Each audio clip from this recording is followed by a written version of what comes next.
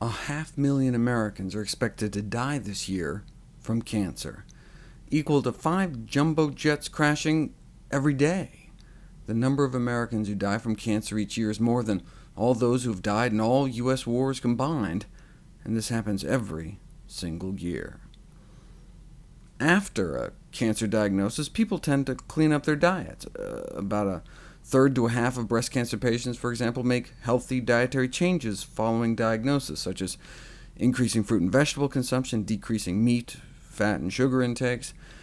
Does this actually help that late in the game? Well, the Women's Healthy Eating and Living study was undertaken a few thousand breast cancer survivors to determine if a plant-based, low-fat, high-fiber diet could influence breast cancer recurrence rates and survival.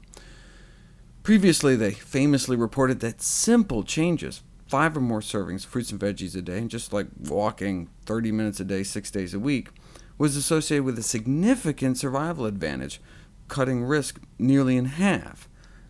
Note I said fruits and veggies and exercise.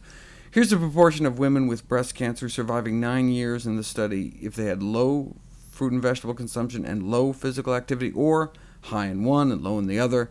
But here's the survival curve of those high in both.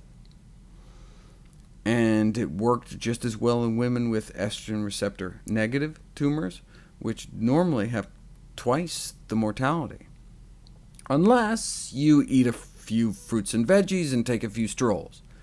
The high should really be in quotes. I mean, you could eat 5 servings in a single meal, and certainly walk more than like 2 miles a day. Imagine for a second you have been diagnosed with breast cancer.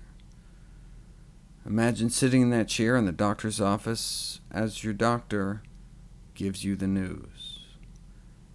But there's a new experimental treatment that can cut your chances of dying in the next few years from like 16% down to just 4%.